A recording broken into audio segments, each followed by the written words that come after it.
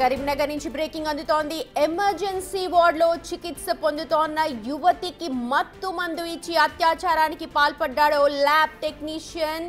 కరీంనగర్లోని దీపికా హాస్పిటల్లో అనారోగ్యంతో ఎమర్జెన్సీ వార్డులో చికిత్స పొందుతోందో బాలిక. అదే హాస్పిటల్లో ల్యాబ్ టెక్నీషియన్ గా పనిచేస్తున్నాడు దీక్షిత్. అయితే సదరు యువతికి మత్తు మందు ఇచ్చి లైంగిక దాడికి పాల్పడ్డాడు. యువతి బంధువులు కరీంనగర్ 3 టౌన్ పోలీస్ స్టేషన్ లో ఫిర్యాదు చేశారు. యువకుడిని పోలీసులు అదుపులోకి తీసుకొని విచారణ చేయగా నేరం అంగీకరించినట్టుగా తెలుస్తోంది. అయితే యువతి వాంగ్మూలం తీసుకోవాల్సిందంటున్నారు పోలీసులు. సీసీ కెమెరాల్లో నిందితుడు ఎమర్జెన్సీ వార్డులోకి వెళ్లిన విజువల్స్ రికార్డ్ అయ్యాయి.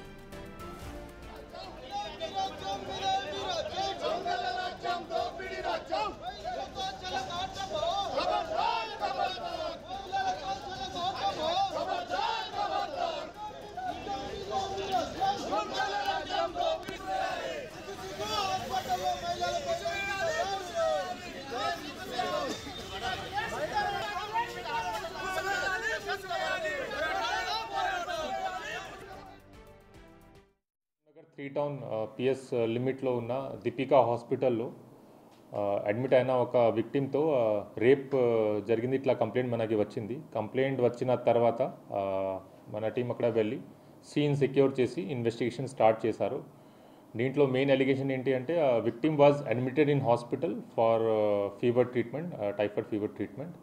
Then accused, who is a operation theatre technician in the same hospital, he came in the early morning hours and he injected some medicine, and because of which the victim became unconscious aina tarvata he has committed sexual assault. Itla allegation and complaint is there.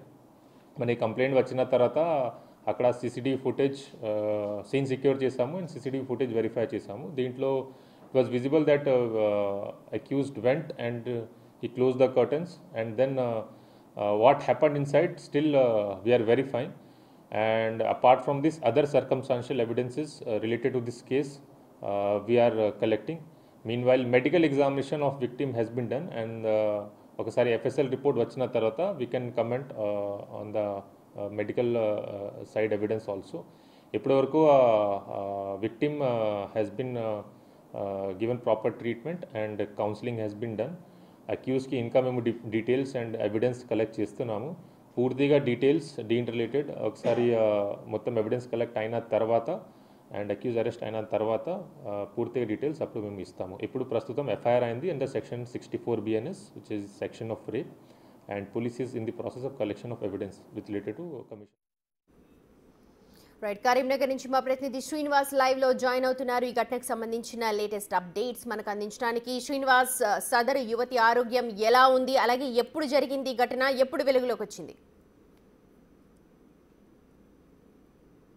Sumathi, 2 రోజుల క్రితము జగిత్యాలకు చెందినటువంటి ఒక యువతి అనారోగ్యం కారణంగా అక్కడ ఉన్నటువంటి hospital ఇక్కడ కరీంనగర్ వెళ్ళాలి అని చెప్పి సూచించడంతో తీవ్ర జ్వరంతో కరీంనగర్లోని దీపిక అనేటువంటి ఒక ప్రైవేట్ హాస్పిటల్ లోపల చేర్చినటువంటి నేపథ్యం లోపల ఇటు హాస్పిటల్ లోపల ఆమెకు ట్రీట్మెంట్ అందుతున్నటువంటి నేపథ్యం లోపలనే అదే ఆసుపత్రి లోపల పనిచేసేటువంటి దీక్షిత్ అనేటువంటి ఒక ల్యాబ్ టెక్నీషియన్ ఆ యువతి ఏదైతే తీవ్ర అనారోగ్యంతో అంటే లేవలేని స్థితి లోపల ఉన్నటువంటి దాన్ని ఆసరగా చేసుకొని ఆ యువతికి మత్తు ఇంజెక్షన్ ఇచ్చి ఆ లైంగిక దాడికి పాల్పడ్డారు అని చెప్పి అయితే యువతి యొక్క తల్లిదండ్రులు కరీంనగర్లోని పోలీస్ స్టేషన్ కు మెట్లెక్కినటువంటి పరిస్థితి కనబడుతుంది. ముఖ్యంగా ఆసుపత్రికి చికిత్స కోసం వచ్చేటువంటి వారిని చాలా ఇటు చికిత్స అందించి చాలా మంచిగా చూసుకోవాలి. కానీ ఇక్కడ ఉన్నటువంటి ల్యాబ్ టెక్నీషియన్ ఎవరైతే ఉన్నారో దురుద్దేశంతో అమ్మాయి పైన కన్నేసి అక్కడ ఉన్నటువంటి మత్తు ఇంజెక్షన్ ఇచ్చి ఆమె పైన లైంగిక కోరికలు తీర్చుకునేటానికి ప్రయత్నం చేశాడు అని చెప్పి అయితే బాధితులు ఆరోపిస్తున్నటువంటి పరిస్థితి కనబడుతుంది. ముఖ్యంగా ఇప్పటికే ఇది జరిగి 2 రోజులు అయిన తర్వాత నిన్న పోలీసులు అయితే అక్కడికి వెళ్ళి అక్కడ ఏం జరిగింది అని చెప్పి సీసీ ఫుటేజ్ ఆధారంగా అక్కడ మొత్తం ఉన్నటువంటి దాన్ని సీసీ ఫుటేజ్ ఆధారంగా పరిశీలించడం కూడా జరిగింది. అయితే అక్కడ మాత్రము ఆ ల్యాబ్ లోపల right Srinivas, thank you so much. ఘటన పైన దర్యాప్తు జరుపుతున్నామన్నారు. అప్డేట్స్ మనకు మరిన్ని తెలిసే అవకాశం ఉంది వాళ్ళ ఈవినింగ్ కల్లా.